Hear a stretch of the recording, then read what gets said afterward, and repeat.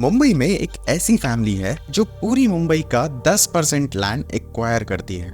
जी हाँ, सही सुना आपने। दरअसल ये बात सन 1668 की है, जब किंग चार्ल्स II ने दहेज में मिले मुंबई को 10 पाउंड पर ईयर के हिसाब से ईस्ट इंडिया कंपनी को किराए पर ये सोचकर दे दिया कि यार इतना बड़ा शहर अकेले कौन संभालेगा। मुंबई मिलते ही ईस्ट इंडिया कंपनी ने उसको डेवलप करना भी स्टार्ट कर दिया, लेकिन उन्होंने बस पोर्ट और उसके आसपास के एरिया को ही पहले डेवलप करना स्टार्ट किया, क्योंकि उस वक्त विक्रोली में 3000 एकड़ की जमीन जो कि थोड़ा आउटर एरिया में थी, उसे ईस्ट इंडिया कंपनी ने डेवलप ना करके फ्रेंजी बानाजी, जो कि एक बहुत बड़े पारसी बिजनेसमैन थे, उनको बेच दी। लेकिन बाद में किसी डिस्प्यूट के चलते ये लैंड मुंबई हाई कोर्ट के पास पहुंच गई, जिसके बाद मुंबई हाई कोर्ट ने इस जमीन को 1914 में, जिसकी कीमत उस समय लगभग 30 लाख थी, एक ऑक्शन के चलते हमारी कहानी के मेन किरदार श्री फिरोज शाह बुरजोरजी गोदरेज को बेच दी। बाद में उन्होंने भांडुप नाहौर के पास 400 एकड़ जमीन और खरीदी, जिसके चलते उनके पास टोटल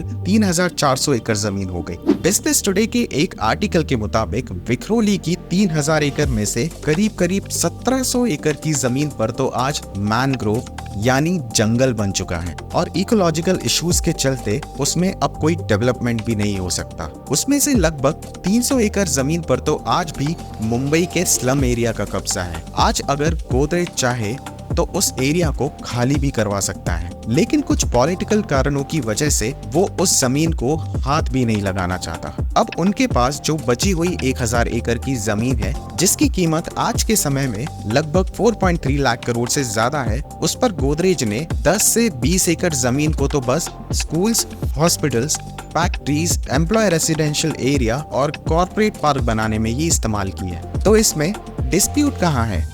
दरअसल फिरोज शाह गोदरेज के जो ग्रैंडसन्स एंड ग्रैंड डॉटर्स हैं, नादिर एंड आदि गोदरेज और जमशेद एंड स्मिता कृष्णा गोदरेज, जिसमें नादिर एंड आदि गोदरेज चाहते हैं कि वो 1000 एकड़ को यूज करके उस पे अच्छा खासा डेवलपमेंट करे।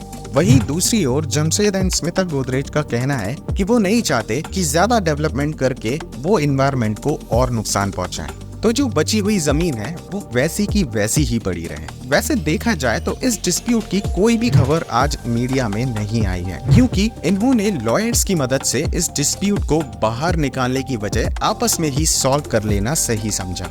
उन्होंने सोचा कि हमारे पुरखों ने तो इतनी इज्जत से ये पूरा एम्पायर बनाया है, तो हम नहीं चाहते कि ये बात घर के बाहर जाए और बात ज्यादा बढ़े।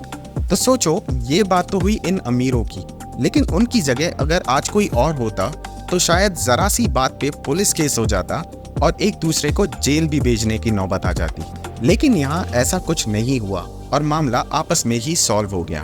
तो दोस्तों, इस कहानी से आपको क्या सीख मिलती है, मुझे कमेंट करके जरूर बताएं। और आगे ऐसे ही कुछ इंटरेस्टिंग टॉपिक्स को देखने के लिए अभी हमारे चैनल को सब्सक्राइब करें।